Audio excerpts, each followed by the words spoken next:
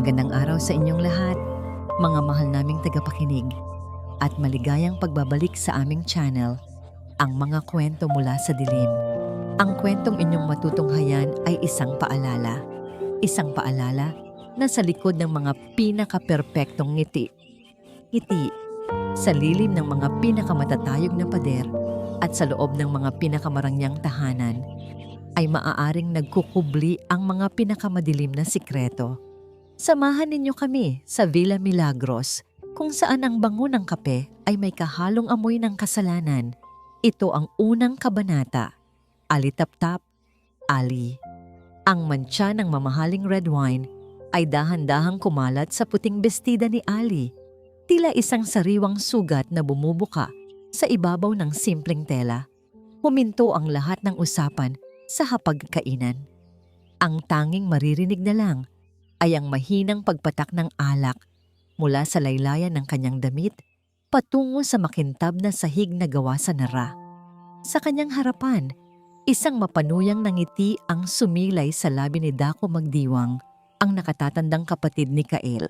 Hindi man lang nito sinubukang itago ang kasiyahan sa ginawa niyang aksidente. "Naku, pasensya ka na, miss," sabi ni Dako. Ang boses ay puno ng pang-aasar na hindi maipagkakaila. "Masyado kasing madulas ang kamay ko. Siguro'y hindi sanay sa ganitong klaseng kubyertos." Sa isip ni Ali, isang malamig at matalas na boses ang nagsalita. Sinungaling. Ngunit sa labas, ang ipinakita niya ay isang mukhang puno ng pagkagulat at hiya. Agad siyang yumuko, kumuha ng serbilyeta at sinubukang punasan ang kumakalat na mantsa, habang ang kanyang mga kamay ay bahagyang nanginginig. Isa itong kalkuladong panginginig, isang pagsasadula ng kahinaan. "Dako!" Ang boses ni Kael walhati ay tila kulog sa katahimikan. Nagtiim ang kanyang bagang at isang anino ang dumaan sa kanyang mga mata nang makita ang ginawa ng kapatid.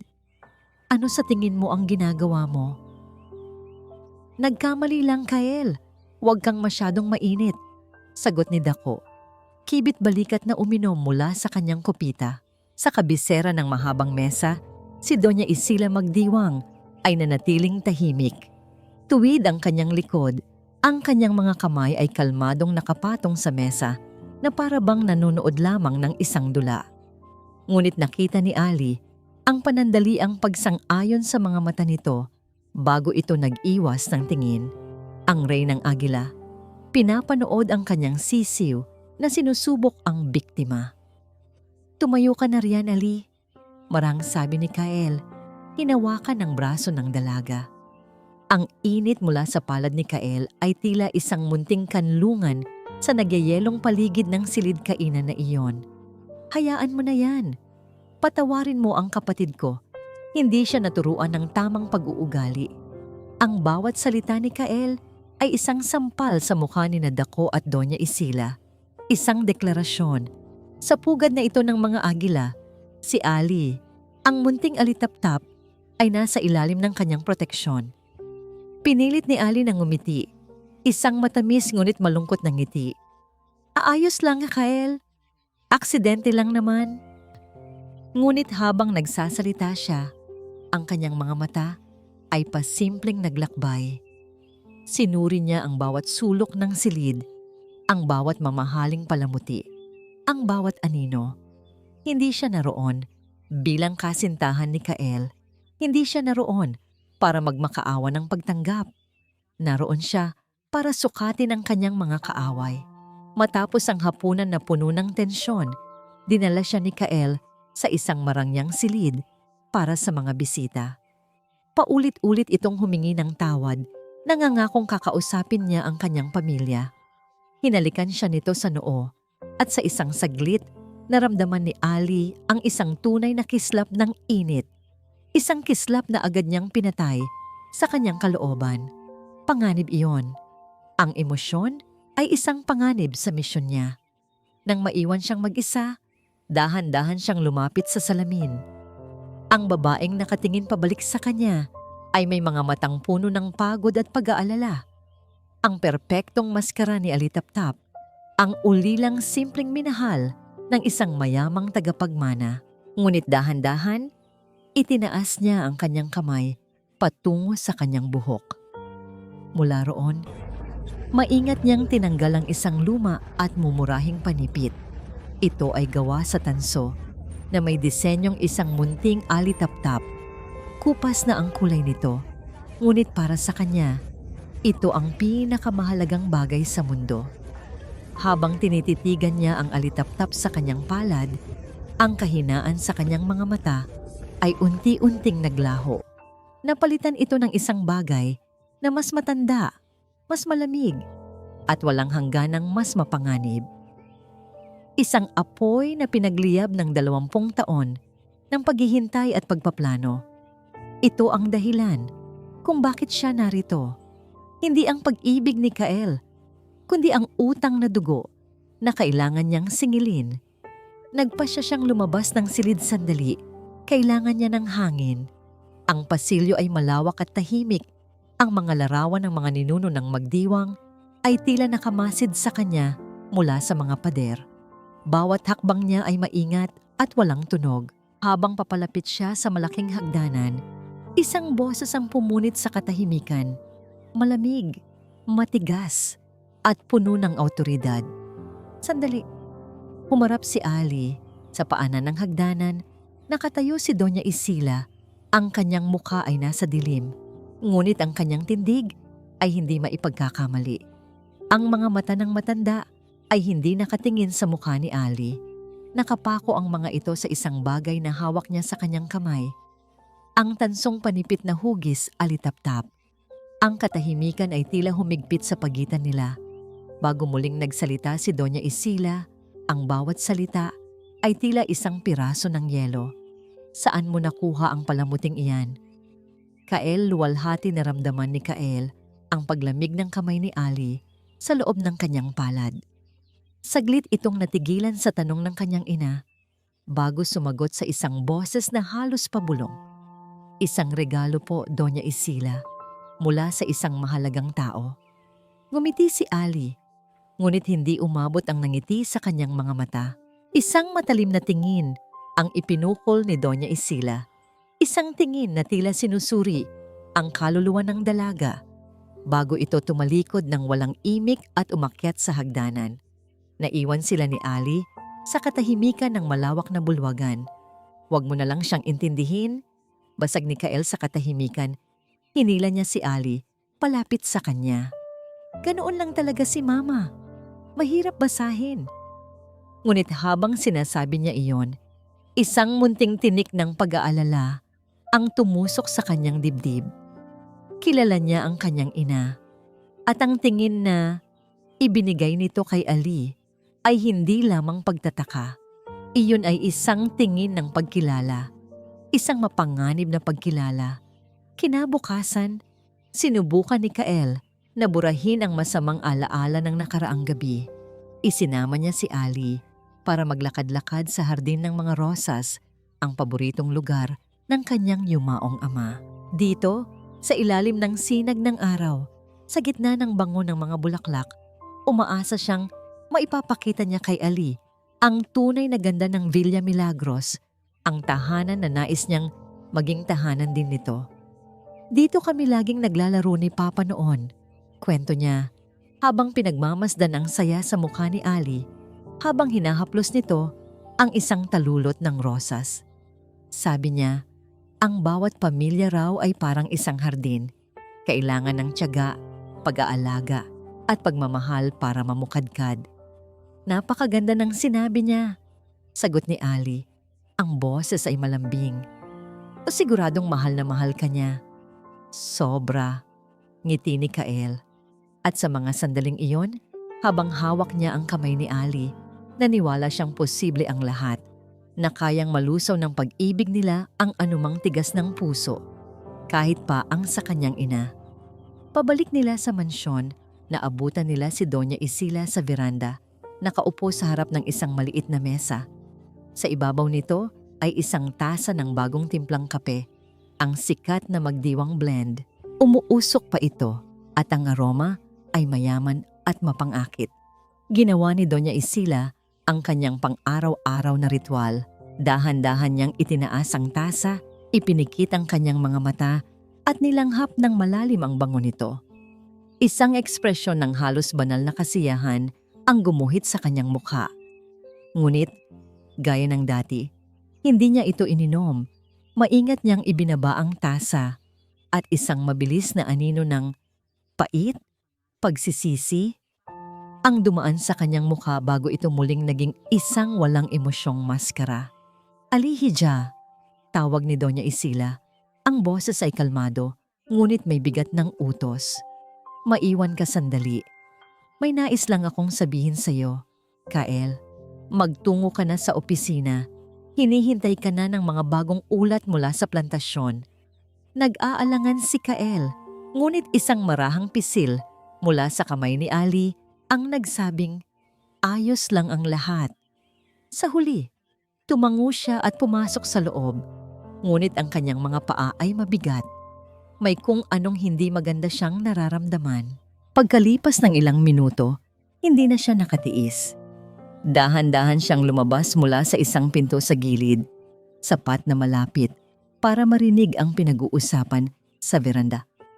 Isang babaeng galing sa wala. Naririnig niyang sabi ng kanyang ina, alam kong mahirap ang buhay mo, kaya narito ako para mag-alok ng tulong, isang bagong simula. Narinig ni Kael ang kaluskos ng papel. Sumilip siya mula sa siwang ng halaman. Nakita niya ang isang checkbook sa kamay ng kanyang ina. Pinipirmahan nito ang isang tseke. Biglang gumaan ang pakiramdam ni Kael. Nagtatangka si Mama na tulungan siya. Naisip niya, siguro ito na ang paraan ng kanyang ina para bumawi. Siguro ay bibigyan niya si Ali ng puhunan para makapagsimula ng maliit na negosyo. Isang ngiti ang nagsimulang mamuo sa kanyang labi. Ito na ang simula. Tatanggapin na rin ni Mama si Ali. 100,000,000 piso? Sabi ni Doña Isila. Ang boses ay walang bahid ng emosyon. Sapat na siguro yan para makalimutan mo na ang anak ko at hindi na kailanman magpakita pa sa Villa Milagros. Ang nangiti sa labi ni Kael ay nagyelo. 100,000,000. Hindi iyon tulong. Iyon ay bayad. Isang insulto. Handa na siyang sumugod palabas. Handa nang ipagtanggol si Ali. Ngunit natigilan siya nang marinig ang sagot nito. Ang boses ni Ali ay hindi nanginginig. Hindi ito nasasaktan. Ito ay kalmado, malamig, at pamilyar sa isang paraan na hindi niya maintindihan. Isang tunog ng pagpunit ng papel ang kanyang narinig. May mga utang na hindi nababayaran ng pera. Doña Isila, deklara ni Ali. Ang bawat salita ay tila isang patalim. At nandito ako para maningil. Ali tap-tap, Ali. Ang pagpunit sa tsekeng iyon ay hindi isang padalos-dalos na desisyon. Ito ay isang deklarasyon, isang formal na pagbubukas ng digmaan na matagal na niyang inihanda. Alam ni Ali na mula sa sandaling iyon, bawat kilos ni Doña Isila ay magiging mas mapanganib, mas desperado. At iyon mismo ang gusto niyang mangyari. Ang isang ahas ay mas madaling mahuli kapag ito'y ginulat at pinilit lumabas sa kanyang pinagtataguan. Kinabukasan, ipinakita ni Ali ang imahe ng isang dalagang sinusubukang makuha ang loob ng kanyang magiging pamilya. Nagboluntaryo siyang tumulong sa kusina sa kabila ng pagtutol ng mga kasambahay na sanay pagsilbihan ang mga panauhin, hindi ang pagsilbihan nito. Gusto ko lang pong matutunan kung paano niluluto ang mamamampa mo ang mga paborito ni Kael. Sabi niya na may kasamang nahihiyang ngiti. Habang naghihiwa siya ng mga gulay, sinimulan niyang humimig ng isang himig, isang luma at malungkot na oyayi, isang kantang pampatulog na natutunan niya sa kaibuturan ng kanyang alaala. Sa tabi niya, si Manang Salve, ang pinakamatandang kasambahay sa mansyon, ay biglang natigilan. Nabitawan niya ang hawak na tray ng mga tasa. Isang malakas na lagabog ng nabasag na porselana ang umalingaw-ngaw sa kusina. Manang! Sigaw ng isa sa mga katulong. Nanginginig ang mga kamay ni Manang Salve. at ang kulay sa kanyang muka ay tila hinigop ng lupa. Nakatingin siya kay Ali, hindi bilang isang estranghero, kundi bilang isang multo. "Pipasensya na po. Ako'y nahilo lamang," nauutal niyang sabi. Bago dali-daling lumabas ng kusina, ang mga matay puno ng takot na hindi maintindihan ng iba. Ngunit naintindihan iyon ni Ali, ang kantang iyon. Iyon ang oyayi na laging kinakanta ng kanyang ina at naaalala iyon ni Manang Salve. Ang unang binhi ng pagdududa ay matagumpay na naitanim. Kinahapunan, habang namamasyal sila ni Kael sa malawak na lupain, sinadya ni Ali na akayin ito papalayo sa hardin ng mga rosas, patungo sa isang bahagi ng hasyenda na tila napabayaan na. Sa dulo nito, nakatayo ang isang malaking greenhouse na gawa sa bakal at salamin, ngunit ngayon ay kinalawang na at nababalot ng mga gumagapang na baging. Nakakandado ang mga pinto nito gamit ang isang makapal at lumang kadena. "Ang ganda naman ng lugar na yan, Kael," sabi ni Ali. Ang boses ay puno ng kunwaring pagkamangha. "Bakit parang nakasara at pinabayaan na?" Nagbago ang ekspresyon ni Kael. Iyan. Ang lumang greenhouse. Bata pa lang ako. Sarado na talaga yan. Sabi ni Mama, may mga materyales daw dyan na mapanganib. Kaya bawal puntahan." "Ganun ba? Sayang naman. Mukha pa namang perpektong lugar para sa mga orkidya." Lumapit si Ali, tila nais sumilip sa maruruming salamin. "Huwag kang lumapit dyan, Ali." Ang boses na yon ay matigas at mabilis. Pareho silang napalingon ni Kael. Si Doña Isila ay mabilis na naglalakad palapit sa kanila. Ang kanyang mukha ay walang ekspresyon, ngunit ang kanyang mga mata ay nag-aapoy sa galit. "Sinabi ko na kay Kael noon pa na iwasan ang lugar na ito," sabi ni Doña Isila. Ang boses ay kontrolado, ngunit may halong pagbabanta. "Maraming ahas dyan at hindi ko gustong may mapahamak na bisita." Ang pagdidiin niya sa salitang bisita ay isang malinaw na patutsada. Hinawakan niya ang braso ni Kael. "Halika na, Kael. Hayaan mo na ang kasintahan mo na mag-isa kung gusto niyang mag-usisa sa mga lugar na hindi niya dapat puntahan." Naiwang mag-isa si Ali habang papalayo ang mag-ina. Ngunit sa halip na masaktan, isang malamig na ngiti ang sumilay sa kanyang mga labi. Ang sobra-sobrang reaksyon ni Doña Isila ay isang kumpirmasyon. May itinatago ang greenhouse na yon, isang bagay na kinatatakutan niyang mabuksan. Nang gabing iyon, sa katahimikan ng kanyang silid, inilabas ni Ali ang isang bagay na hindi akma sa kanyang katauhan. Isang payat at modernong smartphone.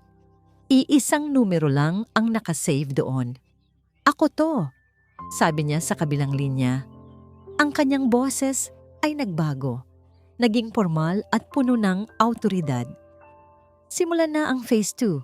Gusto kong maramdaman ng Magdiwang Corporation ang pressure mula sa kanilang mga supplier bago matapos ang linggong ito. At ipadala mo sa akin ang lahat ng impormasyon tungkol sa isang lumang greenhouse sa loob ng hasyenda nila. Lahat." Pagkatapos ng tawag, napansin niya ang isang anino sa ilalim ng kanyang pinto. Nang buksan niya ito, wala siyang nakita kundi si Manang Salve na naglalakad palayo sa pasilyo. Ngunit bago ito tuluyang lumiko, lumingon ito sa kanya. Sa mata ng matanda, nakita ni Ali ang isang pinaghalong emosyon, takot, awa, at higit sa lahat, isang napakalalim na pagkakasala. Samantala, sa kabilang panig ng mansyon, si Kael ay hindi mapakali sa kanyang silid. Ang mga salita ng kanyang ina ay umuulit-ulit sa kanyang isipan. Maraming ahas dyan. Mapanganib. Isang greenhouse lang iyon. Bakit ganoon na lang ang takot ni Doña Isila? Dala ng hindi maipaliwanag na kuryosidad, dahan-dahan siyang bumangon. Walang ingay siyang lumabas ng mansyon. Tinahak ang madilim na landas patungo sa ipinagbabawal na lugar. Ang buwan ay bilog. Nagbibigay ng sapat na liwanag para makita ang balangkas ng kinalawang na istruktura. Huminto siya sa harap ng isang malaking bintanang salamin. Makapal ang alikabok dito, ngunit gamit ang manggas ng kanyang damit, pinunasan niya ang isang maliit na bahagi.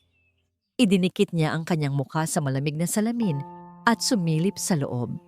Sa una, kadiliman lang ang kanyang nakita. Ngunit habang nasasanay ang kanyang mga mata, isang hugis ang kanyang naaninag sa gitna ng mga patay na halaman at nabubulok na lupa. Ito'y isang silweta. Silweta ng isang taong nakatayo, hindi gumagalaw, sa gitna mismo ng abandonadong greenhouse. Kael luwalhati, isang malamig na takot ang gumapang sa batok ni Kael. Multo? Magnanakaw? Sino ang maglalakas loob na pumasok sa pinakabantay saradong bahagi ng kanilang hasyenda? Itinulak ng adrenaline. Umikot siya sa gilid ng greenhouse, hinahanap ang anumang maaaring pasukan. Sa likurang bahagi, nakakita siya ng isang maliit na bintanang basag ang salamin. Sapat lamang para pagkasahin ng isang tao. Walang alinlangan, ipinasok niya ang kanyang kamay. Maingat na inabot ang trangka sa loob at binuksan ito. Isang alon ng amoy ng nabubulok na lupa at mga lantang halaman ang sumalubong sa kanya. Madilim sa loob. Ang tanging liwanag ay nagmumula sa buwan na sinasala ng maruruming salamin. Dahan-dahan siyang humakbang. Ang bawat yabag ay lumilikha ng tunog sa mga tuyong dahon sa sahig. "Sino ka?" tanong ni Kael. Sinisikap na gawing matatag ang kanyang boses. Ang anino sa gitna ay hindi gumalaw. "Anong ginagawa mo rito? Magsalita ka." Mas matapang niyang sabi, dahan-dahang lumalapit. Nang makalapit siya, isang sinag ng buwan ang tumama sa mukha ng anino. Natigilan si Kael. Ang kanyang puso ay tila huminto sa pagtibok. Hindi ito multo. Hindi ito magnanakaw. "Mama?" Si Doña Isila Magdiwang ay nakatayo roon. Ang kanyang mukha ay blangko. Ang kanyang mga mata ay nakatitig sa isang partikular na bahagi ng lupa na para bang may nakikita siyang wala roon. "Anong ginagawa ninyo rito, Ma?" Gulat na tanong ni Kael. "Akala ko ba'y mapanganib dito?" Tila doon lamang napansin ni Doña Isila ang kanyang presensya. Isang buntong hininga ang kumawala sa kanya. Isang hiningang puno ng bigat at kalungkutan. "Ang iyong ama," mahina niyang sagot. Ang boses ay basag. Dito siya nawala, Kael." Naguluhan si Kael. "Akala ko po sa ospital." "Dito nangyari ang aksidente." Putol ni Doña Isila, ang kanyang mga mata ay nagsimulang mamasa. Isang gabi, may inaayos siyang makinarya rito at nagkaroon ng short circuit. Nasunog ang isang bahagi ng greenhouse. Hindi na siya umabot ng buhay sa ospital.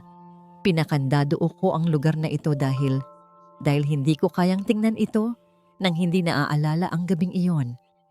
Ang sakit. Napakasakit pa rin, anak. Ang paliwanag ay tila isang kutsilyong tumusok sa puso ni Kael.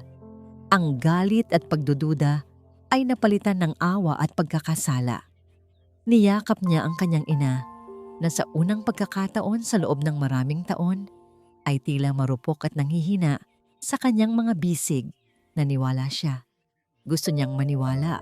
Sa kabilang dako, si Dako ay may sariling plano. Kumuha siya ng isang pribadong investigador para alamin ang pinakamaliit na butas sa pagkatao ni Ali. Ngunit pagkalipas ng ilang araw, bumalik ang investigador na walang dala. "Imposible," sabi ni Dako. Ibinagsak ang folder sa mesa. Walang record ng kapanganakan, walang pamilya, walang kahit anong utang o kaaway. Masyadong malinis, masyadong perpekto. Maghanap kang muli. Walang taong walang nakaraan. Samantala, ang mga gabi ni Kael ay ginambala ng mga masasamang panaginip. Isang paulit-ulit na imahe, isang hardin na nasusunog, ang amoy ng usok at kape. At sa gitna ng apoy, isang batang babae na kasing edad niya, umiiyak habang may hawak na garapon ng mga alitaptap. Palagi siyang nagigising na pawis. Ang puso niya'y kumakaripas, ngunit hindi niya kailanman maalala ang mukha ng bata.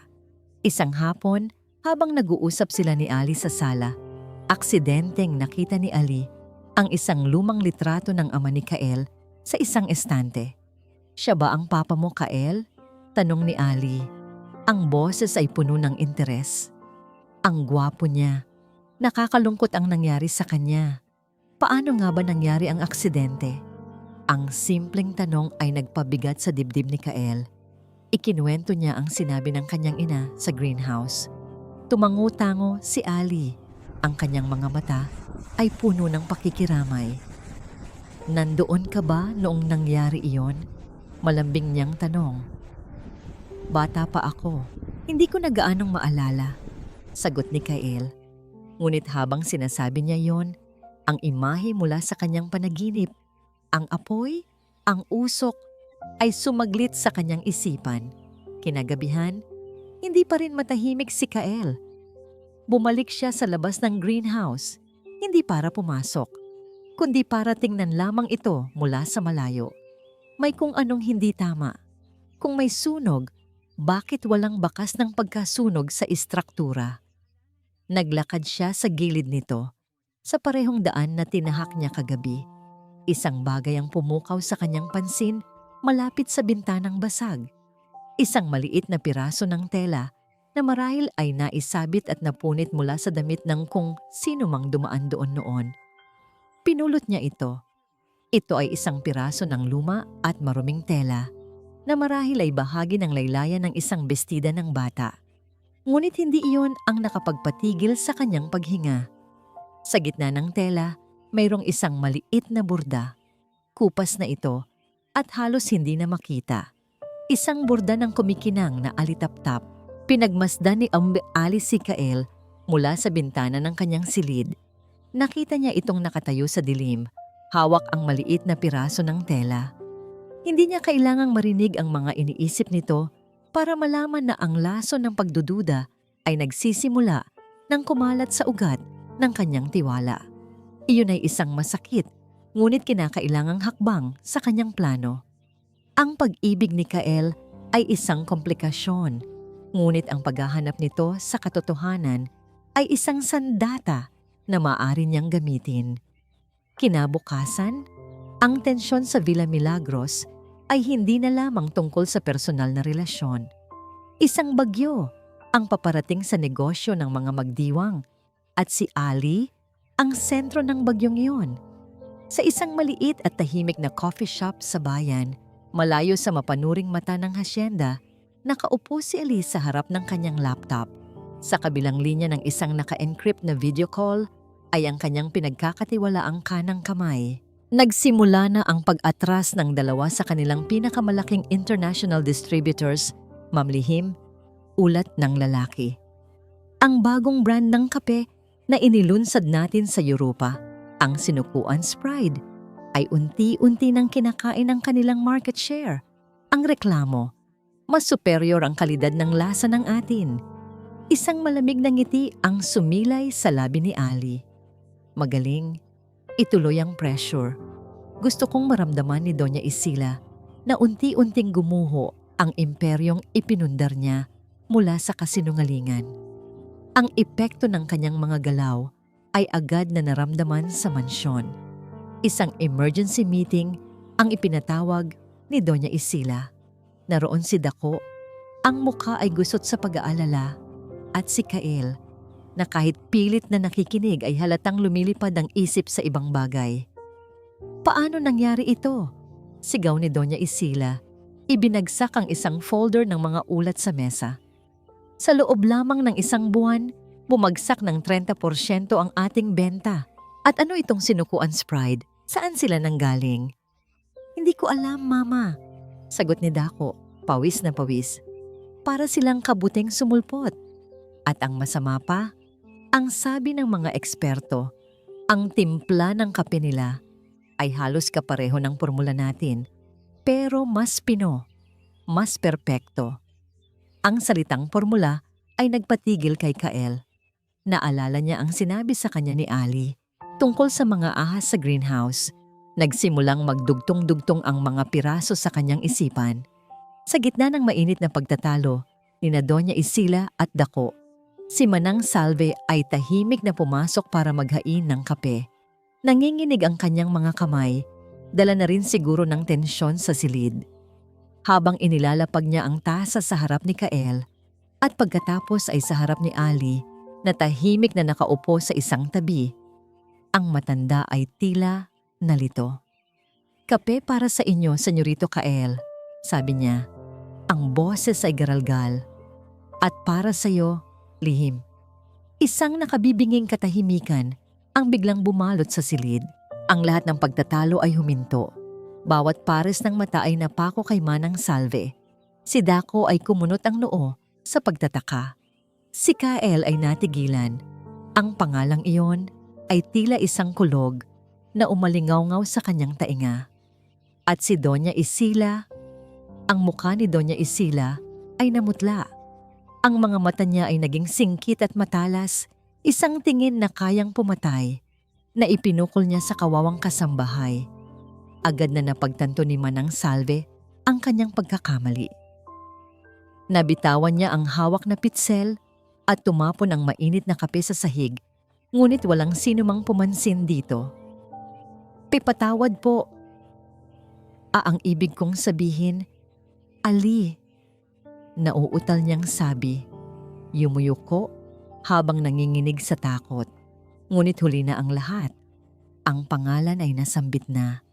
Isang pangalan na hindi dapat marinig sa loob ng mga pader na yon. Isang pangalan mula sa nakaraan na pilit ibinabaon sa limot. Dahan-dahang ibinaling ni Kael ang kanyang ulo. Ang kanyang mga mata, puno ng pagkalito, sakit, at isang lumalagong hinala ay tumitig ng diretso kay Ali. "Lihim?" tanong niya. Ang kanyang boses ay mahina, ngunit malinaw, sa nakabibinging katahimikan. "Sino si Lihim?" Kael luwalhati. Ang tanong ni Kael ay nanatiling nakabitin sa hangin, mabigat at puno ng tensyon. Bawat segundo ng katahimikan ay tila isang oras na nagdaan.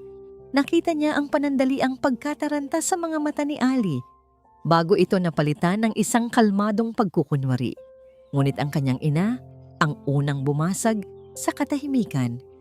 "Lihim," sabi ni Doña Isila, kasabay ng isang pilit na tawa na hindi umabot sa kanyang mga mata. Iyon ang pangalan ng alaga niyang aso na namatay noong 1 taon. "Hindi ba, Salve? Masyado ka lang sigurong natitensyon sa mga nangyayari kaya kung ano-ano na ang nasasabi mo." Ang boses ni Doña Isila ay parang bakal, isang utos na nakabalat kayo bilang isang tanong. Mabilis na tumango si Manang Salve, ang mga matay nakapako sa sahig. Opo, Doña. Pasensya na po. Lihim po ang pangalan ng aso ko. Pasensya na po, Miss Ali." Si Ali ay ngumiti lamang ng tipid. "Ayos lang po, Manang. Naiintindihan ko po." Ang paliwanag ay masyadong mabilis, masyadong pilit. Ngunit sa harap ng lahat, wala nang nagawa si Kael kundi ang tumango, na para bang naniniwala siya. Ngunit sa loob-loob niya, isang pader ang nagsimulang gumuho. Ang pangalang Lihim ay umalingaw-ngaw sa kanyang isipan, kasabay ng imahe ng piraso ng telang may borda ng alitaptap. Hindi ito nagkataon lamang. Kinabukasan, nagpaalam si Kael sa kanyang ina na may pupuntahan siyang mahalagang business meeting sa kabilang bayan. Isa itong kasinungalingan. Sa halip na sa isang conference room, ang tinungo niya ay ang lumang munisipyo ng Villa Milagros, ang kanyang pakay, ang archives office, ang bodega ng mga nakalimutang dokumento at mga lihim ng nakaraan. Habang si Kael ay naghahanap ng mga sagot, si Ali naman ay nanonood mula sa malayo. Alam niya kung saan patungo si Kael. Inaasahan na niya ito. Sa pamamagitan ng isang text message, sinabihan niya ang kanyang tauhan na tiyaking walang sino man ang hahadlang kay Kael sa kanyang paghahanap. Ang katotohanan ng pinakamabisa niyang sandata at mas mabuting si Kael mismo ang kusang hahanap nito. Sa loob ng archives office, ang amoy ng alikabok at lumang papel ay nanunuot sa ilong. Hiningi ni Kael ang lahat ng mga lumang titulo ng lupa at mga talaan ng pamilya sa lugar ng kanilang hasyenda mula pa sa panahong hindi pa dumarating ang mga magdiwang. Pagkatapos ng ilang oras na paghahanap sa mga marurupok at naninilaw na dokumento, isang pangalan ang paulit-ulit na lumitaw. Isang pamilya na nagmamay-ari ng pinakamalawak na lupain at pinakamatabang plantasyon ng kape sa buong rehiyon, ang pamilya Sinukuan. Isang pamilyar na kaba ang bumalot sa kanyang dibdib. Habang patuloy siyang nagbabasa, natuklasan niyang ang mga Sinukuan ay kilala hindi lamang sa kanilang kayamanan, kundi pati na rin sa isang lihim na formula ng pagpoproseso ng kape na nagbibigay dito ng kakaibang lasa. Isang formulang ipinapasa sa bawat henerasyon. Patuloy siyang naghalongkat hanggang sa mahawakan niya ang isang makapal at nakatuping pahayagan mula 20 taon na ang nakalilipas. Ang headline ay nakasulat sa malalaking itim na letra. Trahedya sa hasyenda, Sinukuan, mag-asawa patay sa isang misteryosong sunog. Nanginginig ang mga kamay ni Kael habang binabasa niya ang detalye ng artikulo. Inilarawan nito ang isang biglaang sunog na tumupok sa laboratorio at isang bahagi ng tahanan ng mga Sinukuan. Ang mag-asawang Don Miguel at Doña Amalia, Sinukuan, ay natagpuang wala ng buhay. Ang sanhi ng sunog ay idineklarang accidental electrical failure. Ngunit isang pangungusap sa dulo ng artikulo ang nagpatigil sa pag-ikot ng mundo ni Kael. Ang nag-iisang anak ng mag-asawa, isang 6 na taong gulang na batang babae, ay hindi natagpuan sa mga labi ng sunog.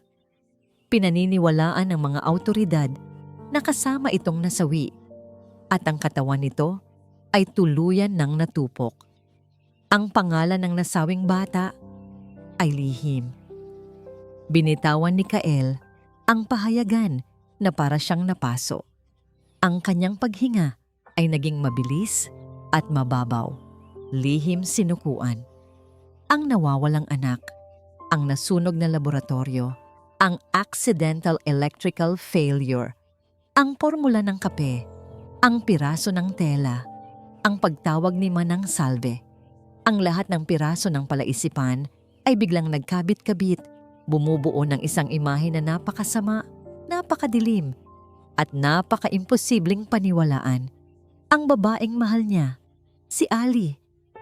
Ali Tap-Tap ay hindi isang aksidente.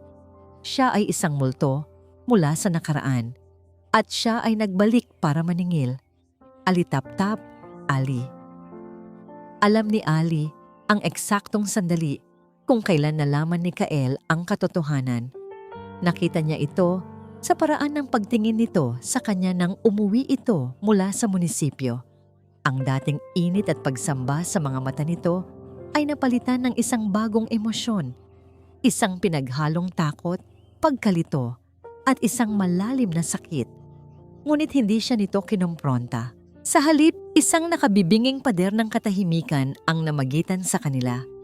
Patuloy itong kumikilos na parang normal, ngumingiti, nakikipag-usap, ngunit ang lahat ay hungkag. Isang palabas. Pinagmamasdan siya nito ngayon hindi bilang kasintahan, kundi bilang isang palaisipan na kailangan niyang buuin, isang kalaban na kailangan niyang unawain. Para kay Ali, ang bawat araw na lumilipas ay isang pagsubok sa kanyang determinasyon. Ang makita ang sakit sa mga mata ni Kael ay parang isang patalim na unti-unting bumabaon sa sarili niyang puso. Ngunit isinasantabi niya ang sakit. 20 taon siyang naghintay. Hindi siya maaaring sumuko ngayon. Sa kabilang banda, si Doña Isila ay nakakaramdam na ng panganib. Ang pagtawag ni Manang Salve kay Ali ng lihim at ang biglaang pag-usisa ni Kael sa nakaraan ay mga senyales na hindi niya maaaring baliwalain. Ang mga multo na akala niya ay matagal nang nailibing ay nagsisimula ng magparamdam At kapag ang isang agila ay nakaramdam na nasusukol na ito ay nagiging mas mabangis.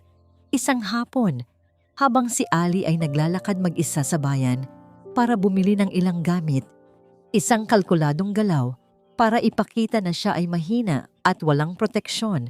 Isang itim na van na walang plaka ang huminto sa kanyang tabi. Ngunit bago pa man may makalabas mula rito, isang pamilyar na kotse ang biglang humarang sa dadaanan ng van. Si Kyle. Bumaba siya ng kotse, ang mukha ay seryoso at determinado. Hindi niya tiningnan si Ali. Sa halip, ang kanyang mga mata ay matalim na nakapako sa van. "May kailangan ba kayo sa kanya?" tanong ni Kyle. Ang boses ay kalmado, ngunit may bigat ng pagbabanta. Ang mga nasa loob ng van ay tila nagulat sa kanyang biglaang pagdating. Pagkalipas ng ilang segundo ng pag-aalinlangan, mabilis na umandar pa atras ang van at nawala sa kabilang kanto. "Sumakay ka na," sabi ni Kyle. Hindi pa rin tumitingin kay Ali. Ang tono niya ay hindi na malambing. Ito ay isang utos. Sa loob ng kotse, ang katahimikan ay mas mabigat kaysa dati. "Salamat," basag ni Ali sa katahimikan. "Bakit mo ginagawa ito?" tanong ni Kyle. Ang mga mata ay diretso sa daan. "Bakit ka naglalakad mag-isa? Alam mong mapanganib. Alam mong may gusto si Mama na mangyari sa'yo." "Hindi ko alam na ganoon kalala ang galit niya sa akin," sagot ni Ali. Pinapanatili ang kanyang inosenteng maskara. "Huwag na tayong maglokohan, Ali. O kung sino ka man," sabi ni Kyle. Isang bakas ng galit ang gumuhit sa kanyang boses. Sa unang pagkakataon, ibinaling niya ang kanyang tingin kay Ali. "Alam ko na, nabasa ko ang lahat. Ang pamilya, sinukuan, ang sunog, ang batang nawawala." Natahimik si Ali. Ito na, ang sandali ng pag-amin. Ngunit bago pa siya makapagsalita, isang malakas na busina ang kanilang narinig. Isang 10-wheeler truck na tila nawalan ng preno ang rumaragasa mula sa isang side street, diretsong patungo sa gilid ng kotse kung saan nakaupo si Ali. Ang lahat ay nangyari ng napakabilis. Ang tanging nakita ni Ali ay ang biglaang pag-ikot ng manibela ni Kyle at ang paglipat nito ng katawan para harangin siya. Naramdaman niya ang malakas na pag-uga, ang tunog ng nababasag na salamin, at ang bigat ng katawan ni Kyle na dumagan sa kanya, nagsisilbing panangga. Pagkatapos ay kadiliman. Nang magkamalay si Ali, ang una niyang narinig ay ang tunog ng mga sirena. Ang amoy ng gasolina ay matapang sa hangin. Ang kanyang ulo ay kumikirot, ngunit wala siyang malubhang sugat. Ibinagsak niya ang kanyang tingin sa kanyang tabi. Si Kyle ay walang malay. Ang kanyang braso na nakayakap sa kanya ay may malalim na sugat mula sa mga basag na salamin. Ang dugo ay dumadaloy mula sa isang hiwa sa kanyang noo. Sa sandaling iyon, ang lahat ng pader na itinayo ni Ali sa paligid ng kanyang puso ay gumuho. Ang paghihiganti, ang plano, ang galit, lahat ay naglaho. Ang tanging nakita niya ay ang lalaking paulit-ulit na sumasalag sa mga panganib para sa kanya, kahit na alam na nito na siya ay niloloko. Habang hinihintay nila ang mga mediko, idinikit ni Ali ang kanyang labi sa tainga ni Kyle. Ang mga luha na matagal na niyang pinigilan ay tuluyan ng bumagsak. "Patawarin mo ako," Kyle, luwalhati na gising si Kyle sa amoy ng antiseptic at sa mahinang tunog ng isang heart monitor. Isang matinding kirot ang gumuhit sa kanyang noo at braso. Dahan-dahan niyang iminulat ang kanyang mga mata. Ang una niyang nakita ay ang puting kisame ng isang silid sa ospital. At pagkatapos, ang mukha ni Ali. Nakaupo ito sa tabi ng kanyang kama. Ang mukha ay namumutla. May mga bakas ng tuyong luha sa pisngi. Ang dating kalkuladong kalmadong mga mata nito ay puno ngayon ng hindi maitatagong pag-aalala. Sa isang saglit, hindi iyon si lihim sinukuan. ang nagbabalik na multo. Iyon ay si Ali, ang babaeng mahal niya. "Kael, gising ka na," sabi nito. Ang boses ay nanginginig sa kemot. Salamat sa Diyos. Ang aksidente ay ang huling patunay na kailangan ni Kael. Iyon ay hindi nawalan ng preno. Iyon ay isang pagtatangka sa pagpatay. At alam niyang ang utos ay nanggaling lamang sa iisang tao, ang kanyang ina. Ang realisasyon ay isang lason na mas masakit pa kaysa sa kanyang mga sugat. Ang pamilyang pinilit niyang protektahan, ang inang pinilit niyang unawain, ay handang pumatay. Nang makalabas siya ng ospital, ibang Kael na ang umuwi sa Villa Milagros. Ang pag-ibig at pag-aalinlangan sa kanyang puso ay napalitan ng isang malamig at matigas na determinasyon. Kailangan niyang malaman ang buong katotohanan, gaano man ito kasakit. Ang una niyang pinuntahan ay si Manang Salve. Inabutan niya ito sa kusina, nanginginig habang nag-aayos ng mga plato. "Manang, kailangan nating mag-usap," sabi ni Kael. Ang boses ay mahinahon, ngunit hindi maikakaila ang bigat. Sinubukan ng matanda na umiwas, ngunit hinawakan ni Kael ang kanyang braso. "Pakiusap, Manang, para sa konsensya ninyo, para sa kaluluwa ng mga taong pinagsilbihan ninyo noon." Sino si Lihim Sinukuan? Ang tanong ay tuluyang nagpabagsak sa depensa ng matanda. Humagulgol si Manang Salve. Ang mga luhang tinago niya sa loob ng 20 taon ay tuluyan ng bumuhos. Ang tunay na may-ari ng lahat ng ito, sabi niya sa gitna ng kanyang mga hikbi. Ang pamilyang minahal ko, ang pamilyang pinagtaksilan ko. Ikinuwento ni Manang Salve ang lahat. Ikinuwento niya ang tungkol sa kabaitan ng mag-asawang Sinukuan at ang malapit na pagkakaibigan nito kay Doña Isila, na noon ay asawa lamang ng isang ambisyosong business partner ni Don Miguel. Ikinuwento niya ang tungkol sa lihim na formula ng kape, isang bagay na kinaiinggitan ng marami.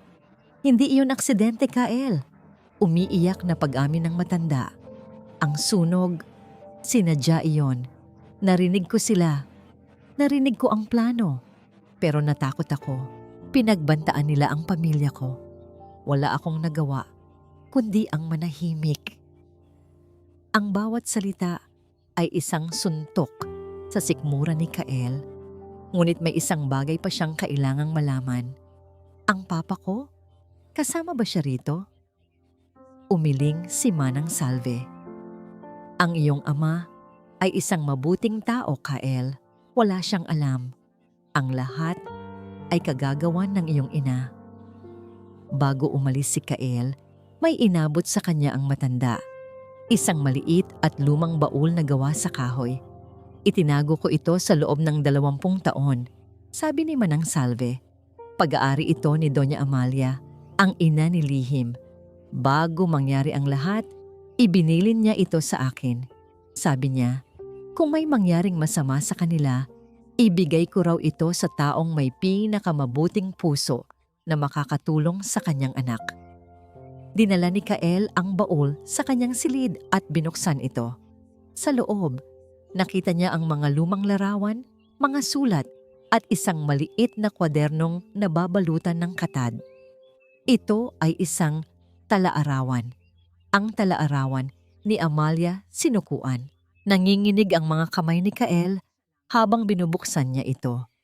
Binasa niya ang tungkol sa mga pangarap ni Amalia para sa kanyang plantasyon, ang kanyang pagmamahal sa kanyang asawa, at higit sa lahat, ang kanyang walang katapusang pagmamahal para sa kanyang nag-iisang anak, si Lihim. Habang papalapit siya sa mga huling pahina, ang tono ng pagsusulat ay nagbago. May mga bakas ng pag-aalala. Isinulat ni Amalia ang tungkol sa lumalagong ambisyon ng business partner ng kanyang asawa at ang kakaibang interes na ipinapakita ng asawa nito, si Isila, sa kanilang secret formula. At pagkatapos, binasa niya ang huling isinulat sa talaarawan na may petsang isang araw bago ang sunog. "May kakaibang kaba sa aking dibdib. Darating ngayong gabi ang aking matalik na kaibigan, si Isila, para sa isang pribadong pagtikim ng aming bagong ani. Lubos ang aking tiwala sa kanya, ngunit hindi ko maalis sa aking isipan ang sinabi niya nung nakaraang linggo. Lahat ay gagawin ko para sa kinabukasan ng aking mga anak, Amalia. Lahat. Sana ay imahinasyon ko lang ang lahat. Ibinaba ni Kael ang talaarawan. Ang mundo niya ay gumuho. Ang pundasyon ng kanyang buong buhay, ang imahe ng kanyang iginagalang na ina, ay nabasag at naging abo. Ang babaeng nagpalaki sa kanya ay hindi isang reyna. Isa siyang halimaw. At ang babaeng mahal niya ay ang anghel na nagbalik mula sa impyerno para singilin ito. Alitaptap, Ali. Ang katahimikan ni Kael pagkatapos ng mga revelasyon ay mas nakakabahala kaysa sa anumang sigaw o galit. Nagkukulong siya sa kanyang silid at kapag lumalabas, ang kanyang mga mata ay tila tumitingin sa isang malayong lugar. Isang lugar kung saan ang lahat ng kanyang pinaniniwalaan ay abo na lamang. Alam ni Ali na si Kael ay nasa isang sangangdaan. Ang susunod nitong hakbang ang magdidikta sa huling yugto ng kanyang plano. Samantala, naramdaman ni Ali ang pagbabago sa hangin ng Villa Milagros. Ang mga tauhan ay kumikilos ng may takot. Ang mga tingin na ipinupukol sa kanya ni Dako ay hindi na lamang pangaasar, kundi puno na ng hayagang pagbabanta. At si Doña Isila ay naging sobrang kalmado, isang nakakakilabot na katahimikan. Ito ang katahimikan ng isang Maninila bago ito umatake. Isang gabi, isang mensahe ang dumating sa secret phone ni Ali. Galing ito sa kanyang tauhan. Ma'am Lihim, Manang Salve is missing. Napatayo si Ali. Ang kanyang dugo ay tila nagyelo. Nawawala si Manang Salve. Alam niya kung ano ang ibig sabihin nito. Natuklasan na ni Doña Isila ang pagkakanulo ng matanda. At alam ni Ali kung ano ang kayang gawin ng babae sa mga taong kumakalaban sa kanya. Ngunit sa ilalim ng takot, isang malamig na galit ang umakyat sa kanyang sistema. Hindi na siya papayag na may madamay pang iba. Oras na para tapusin ang laban. Tumayo siya sa harap ng salamin. Dahan-dahan, tinanggal niya ang panipit na alitaptap sa kanyang buhok at ipinatong ito sa mesa. Tiningnan niya ang kanyang refleksyon. Ang mukha ni Alitaptap, ang mahina at simpleng dalaga, ay unti-unting naglaho. Ang humalili rito ay ang mukha ni Lihim Sinukuan, isang mukhang hinulma ng sakit, pinatigas ng panahon, at pinanday ng iisang layunin. Ang kanyang mga mata ay hindi na nagpapakita ng anumang emosyon maliban sa yelo. Kinuha niya ang kanyang telepono at tinawagan ang kanyang abogado at ang kanyang kanang kamay. Ihanda ninyo ang lahat. Utos niya. Ang boses ay matigas at walang bahid ng pag-aalinlangan. Ang final takeover sa Magdiwang Corporation ay magaganap bukas ng umaga. Ilabas ang lahat ng hawak nating ebidensya sa financial fraud na ginawa ni Dako Magdiwang. Walang ititira. Sa kabilang dako ng mansyon, si Doña Isila ay nakatayo sa loob ng kanyang madilim na opisina. Ang kanyang pagiging kalmado ay isang maskara lamang para sa desperasyong kumukulo sa kanyang loob. Ang pagkawala ni Salve ay isang maluwag na sinulid na. Kapag hinila, ay magwawasak sa lahat ng kanyang itinayo. Alam na ni Kael ang katotohanan. At alam niyang ang babaeng iyon, ang multo ng nakaraan, ang may kagagawa ng lahat. Binuksan niya ang isang nakatagong vault sa likod ng isang painting. Mula sa loob, kinuha niya ang isang bagay na matagal na niyang hindi hinahawakan. Isang luma, ngunit alagang-alagang revolver. Habang pinupunasan niya ito, ang kanyang mga mata ay walang emosyon, ngunit ang kanyang isip ay naglalakbay pabalik sa isang gabi. 20 taon na ang nakalipas. Isang gabi ng apoy, usok, at mga pagsigaw na pinatahimik niya magpakailanman. Akala niya ay tapos na, ngunit nagkamali siya. May isang natirang buhay, isang pagkakamali na kailangan niyang itama, minsan at para sa lahat. Sa kanyang silid, si Lihim ay naghahanda na para sa huling pagtatagpo. Tiningnan niya ang kanyang telepono. Isang huling mensahe, isang huling pagkakataon para piliin ni Kael ang kanyang panig. Ipinadala niya ito. Magkita tayo sa greenhouse. Oras na para malaman mo ang lahat. Pagkatapos ipadala ang mensahe, tumayo siya at nagsimulang maglakad. Ang bawat hakbang niya palayo sa kanyang silid ay isang hakbang patungo sa lugar kung saan nagsimula at magtatapos ang lahat. Hindi niya alam na sa kabilang pasilyo, isa pang anino ang kumikilos sa dilim. Si Doña Isila, hawak ang malamig na bakal sa kanyang kamay, ay tinatahak din ang parehong landas. Sa kanyang isipan, isang paulit-ulit na bulong ang kanyang naririnig, isang pangakong sinasambit niya sa sarili. Dapat, noon ko pa tinapos ang lahat. Kael luwalhati. Ang text message mula kay Ali ay dumating na parang isang hatol. Magkita tayo sa greenhouse. Oras na para malaman mo ang lahat. Hindi na kailangan ni Kael ng paliwanag. Ang greenhouse, ang lugar kung saan namatay ang kanyang ama, ayon sa kasinungalingan ng kanyang ina. Ang lugar kung saan, sa kaibuturan ng kanyang puso, ay alam niyang may mas madilim pang lihim na nakabaon. Hawak ang talaarawan ni Amalia Sinukuan, dahan-dahan siyang naglakad palabas ng mansyon. Ang bawat hakbang ay tila may bigat ng 20 taon ng kasinungalingan. Pagdating niya, ang malaking pinto ng greenhouse ay nakabukas na. Sa loob, nakatayo si Ali sa gitna. Ang liwanag ng buwan na tumatagos sa maruruming salamin ay lumilikha ng isang anino sa kanyang paligid, na para siyang isang aparisyon. Wala na ang damit ng simpleng dalaga. Ang suot niya ngayon ay isang itim na bestida. Simple ngunit may awtoridad. Wala na rin ang panipit na alitap-tap sa kanyang buhok. Ito si Lihim Sinukuan. Sa wakas, sa kanyang tunay na anyo. Ali, sabi ni Kael, ang pangalan ay tila dayuhan sa kanyang mga labi. Iyon ang pangalan ng isang pangarap, Kael. Sagot nito, ang boses ay kalmado, ngunit malamig. Isang pangarap na muntik ko nang paniwalaan, ngunit ang pangalan ko ay Lihim. Lumapit si Kael. Ang kanyang mga mata ay puno ng sakit. Bakit? Bakit kailangang dumaan pa sa ganito? Bakit hindi mo na lang sinabi sa akin? Dahil kailangan mong malaman kung anong klaseng halimaw ang tinatawag mong ina. Sagot ni Lihim. At kailangan mong malaman iyon hindi dahil sa sinabi ko, kundi dahil sa sarili mong paghahanap. Ngayon, alam mo na. Ito ay hindi isang tanong. Ito ay isang pahayag. Tumango si Kael. Ang lalamunan niya ay tila may nakabara. Ang lugar na ito. Pagpapatuloy ni Lihim, ikinumpas ang kanyang kamay sa paligid. Hindi dito namatay ang iyong ama. Ang ama ko ang pinatay dito.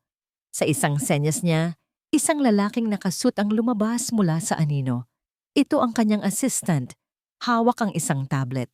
Ipinakita nito kay Kael ang mga dokumento, mga bank transfer, mga testimonya, lahat ng ebidensya na nagpapatunay sa ginawang pag-agaw ni Doña Isila sa kanilang ari-arian at ang mga kahina-hinalang pangyayari na bumalot sa gabi ng sunog. Ang tinatawag niyong magdiwang blend ay ang Sinukuan's pride. Sabi ni Lihim, ang kanyang boses ay naglalaman ng lahat ng pait ng nakaraan. Ang formula na ipinagdamot ninyo sa buong mundo ay ninakaw mula sa dugo ng aking mga magulang. Ang bawat tasa ng kape na ipinagmamalaki ninyo ay isang paalala ng inyong krimen. Ako ay 6 na taong gulang lamang, halos pabulong niyang sabi. Ang mga mata ay tila nakikita ang mga multo ng nakaraan. Nagtatago ako sa ilalim ng mesa habang pinapanood ko ang kaibigan ng aking ina na patahimikin ang aking ama, magpakailanman. At pagkatapos, Sinilaban niya ang lugar na ito na akala niya ay kasama ako sa natupok na abo. Ang bawat salita ay isang punyal na tumatarak sa puso ni Kael.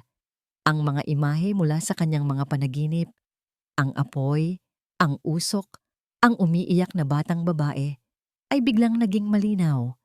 Hindi iyon panaginip. Iyon ay isang alaala. Isang alaala na pilit ibinaon ng kanyang isip para protektahan ang sarili. Hindi na niya nakayanan. Ang bigat ng lahat ay tuluyang nagpabagsak sa kanya. Napaluhod si Kael sa lupa. Ang kanyang mga balikat ay nanginginig sa pag-iyak. Ang babaeng mahal niya ay biktima ng pinakamalaking kasalanan ng kanyang ina. Ang kanyang buong buhay ay isang kasinungalingan. Patawad. Yun lamang ang salitang lumabas sa kanyang bibig, paulit-ulit. Patawarin mo ako. Isang malakas na kalabog ang biglang pumunit sa kanilang sandali. Ang pinto ng greenhouse ay bumukas ng malakas. Sa bukana, nakatayo si Doña Isila Magdiwang. Ang kanyang muka ay isang maskara ng galit at desperasyon. At sa kanyang nanginginig na kamay, hawak niya ang isang kumikinang na revolver, nakatutok ng diretso kay Lihim. Tapos ka na bang magkwento, Lihim? Sabi ni Doña Isila. Ang boses ay tila isang lagaslas ng ahas. Dahil oras na para bigyan kita ng tunay na katapusan. Alitap-tap, Lihim. Ang amoy ng putik at tuyong dahon sa greenhouse ay biglang napalitan ng amoy ng pulbura at takot. Ang sinag ng buwan na kanina'y nagbibigay liwanag sa katotohanan ay tila naging isang spotlight sa huling yugto ng madugong drama. Nakatayo si Doña Isila, ang mukha ay balot ng puot at galit. Ang kamay ay matibay na hawak ang revolver na nakatutok kay Lihim. Hindi ka dapat nabuhay, Lihim, sabi ni Doña Isila. Ang boses ay puno ng pait. Akala ko'y tapos na ang lahat. Akala ko'y natapos ko na ang lahat ng balakid sa kinabukasan ng aking pamilya. Sa kinabukasan ng iyong pamilya? O sa pagiging sakim mo, Isila? Mariing tanong ni Lihim. Ang kanyang boses ay kalmado, ngunit may matalas na tunog. Hindi siya gumalaw. Tila isang rebulto na hindi natitinag. Hindi mo naiintindihan, sigaw ni Doña Isila. Isang desperadong tono ang kumawala sa kanyang tinig. Mahina ang iyong ama. Hindi niya kayang pamunuan ang plantasyon ng maayos. Mawawasak lamang ang kayamanan ng mga sinukuan. Ako ang nagligtas sa lahat. Ang lahat ng ito ay para kina Kael at Dako. Para sa kanilang kinabukasan, pinrotektahan ko ang kanilang pangalan. Ang pagpatay sa aking mga magulang ay hindi proteksyon. Sagot ni Lihim, ang kanyang mga mata ay matalim na nakatitig sa matanda. Iyon ay isang krimen at pinili mong ibabaon ang iyong mga anak sa mga kasinungalingan sa halip na ituro sa kanila ang katotohanan. Niyakap ni Kael ang sarili, nakikinig sa mga revelasyon. Ang mukha ay basang-basa ng luha. Hindi po. Hindi ito para sa amin, Ma. Halos pabulong niyang sabi. Para ito sa sarili ninyo, sa inyong pangalan. Biglang tumama ang tingin ni Doña Isila kay Kael. Isang tingin ng pagkabigo at galit. Huwag kang makinig sa kanya, Kael. Niloloko ka lang niya. Nangingibabaw ang paghihiganti sa kanya. Hindi na po ako bulag, Ma. Sagot ni Kael. Ang kanyang boses ay may tunog ng pagkabigo. Nakita ko na po ang lahat. Nabasa ko po ang tala-arawan ni Doña Amalia. Kayo po ang pumatay sa kanya. Sa mga sandaling yun, ang lahat ng pader ni Doña Isila ay gumuho. Ang kanyang mukha ay naging isang pinaghalong galit, sakit, at isang kakaibang pagkaakit sa kamatayan. Ang kanyang kamay na may hawak na baril ay nagsimulang manginig. Hindi sa takot, kundi sa isang matinding desperasyon. Hindi ako papayag, sigaw ni Doña Isila. Hindi ako papayag na sirain mo ang lahat, Lihim. Hindi ako papayag na ibagsak mo ang Magdiwang. Unti-unting itinuro ni Doña Isila ang baril kay Lihim. Ang kanyang daliri ay dahan-dahang kumilos papunta sa gatilyo. Hindi na ito ang babaeng kinikilala ni Kael. Hindi ito ang ina niya. Ito ay isang babaeng nababalot ng kanyang sariling kasalanan, desperado na pigilin ang pagbagsak ng kanyang mundo. Gaano man karami ang kailangan niyang hilahin pababa kasama niya. Lihim! Sigaw ni Kyle, bumalik sa kanyang sarili. Sa isang mabilis na paggalaw, tumayo siya at lumukso sa harap ni Lihim. Ginawa ang sarili niyang panangga. Kyle! Huwag! Sigaw ni Lihim. Ngunit huli na ang lahat. Ang baril ay umaling-aungaw sa katahimikan ng greenhouse. Isang malakas na putok ang bumasag sa hangin. Isang ilaw na kulay asul at pula ang biglang bumuhos mula sa labas ng greenhouse. Mga sirena, lumitaw ang mga pulis na matagal nang inabisuhan ni Lihim at sinugod ang loob ng greenhouse. Nakita nila si Doña Isila na nakatayo pa rin. Ang usok ay lumalabas mula sa baril. Nakita nila si Kyle na nakahandusay sa sahig. Sa harapan ni Lihim, iitaas mo ang mga kamay mo. Doña Isila, utos ng isang pulis. Ngunit hindi kumilos si Doña Isila. Sa halip, ibinaling niya ang baril sa sarili niya. Ang kanyang mga mata ay nakatingin sa kung saan, tila nakikita ang lahat ng kasalanan na ginawa niya. Isang pangalawang putok ang umalingaw-ngaw. Ang huling putok ng baril ay tila nagpatahimik sa buong Villa Milagros. Ang tunog ng mga sirena ay namatay.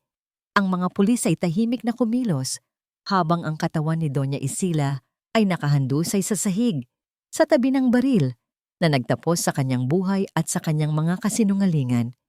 Agad na dinaluhan si Kael ng mga mediko. Sa kabutihang palad, ang bala ay tumama lamang sa kanyang balikat at hindi malalim ang sugat. Ngunit ang sugat sa kanyang puso ay mas malala. Ang lahat ng kanyang pinaniniwalaan, ang kanyang ina, ang kanyang pamilya, lahat ay gumuho sa isang madugong gabi. Ilang linggo ang lumipas, ang Villa Milagros ay hindi na kailanman naging pareho. Ang mansyon ng mga magdiwang ay isinara at nilagyan ng police line. Si Daco Magdiwang ay inaresto at kinasuhan ng financial fraud at iba pang koneksyon sa mga illegal na transaksyon na inilantad ng Dalisay Holdings. Ang buong imperyo ng Magdiwang ay gumuho, ang mga ari-arian ay kinumpiska, at ang pangalan na minsan ay kinilala ay ngayoy kinasusuklaman. Si Lihim Sinukuan ay matagumpay. Nakuha niya ang lahat ng kanyang ninuno. Ang plantasyon ng kape ay muling pinasigla at ang Sinukuan's Pride ay naging isang pandaigdigang sensasyon. Kinikilala hindi lamang sa kalidad, kundi sa kwento ng hustisya sa likod nito. Nagtayo rin siya ng mga paaralan at health clinics sa Villa Milagros na nagbibigay ng pag-asa sa mga taong matagal nang naghihirap sa ilalim ng impluwensya ng mga magdiwang. Ngunit ang tagumpay ay may kasamang matinding pait. Lihim Sinukuan. Nakatayo si Lihim sa harap ng bagong gawang lapida ng kanyang mga magulang. Sa wakas, pagkatapos ng 20 taon, nakamit niya ang hustisya. Ngunit ang pakiramdam ay hindi kailanman naging katulad ng kanyang inaasahan. Ang kanyang puso ay nanatiling mabigat. Tila may nawawala. Ang presensya ni Kael. Matapos ang insidente sa greenhouse, dinala si Kael sa isang pribadong ospital. Regular siyang binisita ni Lihim. Dinala niya ang lahat ng pagmamahal na kanyang naipon, ang lahat ng pagnanais na makasama ito. Ngunit ang mga mata ni Kael ay puno ng isang kalungkutan na hindi na niya kayang punan. Isang araw, isang sulat ang naiwan ni Kael sa kanyang silid. Galing iyon para kay Lihim. Lihim, mahal ko. O dapat ko bang sabihing Ali? Wala na akong alam. Ang pangalan na sinambit ng aking puso ay Ali, ang simpleng babaeng minahal ko. Ngunit ang tunay na ikaw ay Lihim, isang mandirigmang may dalang apoy at galit. Ikaw ang nagbigay liwanag sa katotohanan.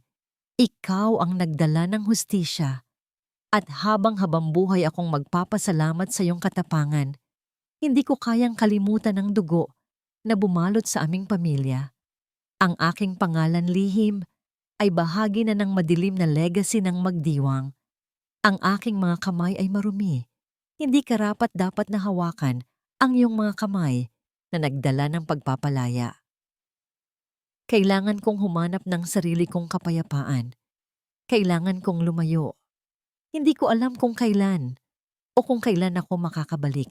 Ngunit laging mong tandaan, ang aking puso ay mananatili sa iyo, sa alitaptap na minsang na nagbigay liwanag sa aking kadiliman. Paalam, aking lihim. Hawak ang sulat. Ang mga luha ni lihim ay muling bumuhos. Nakuha niya ang kanyang lupain, ang kanyang pangalan, ang kanyang hustisya.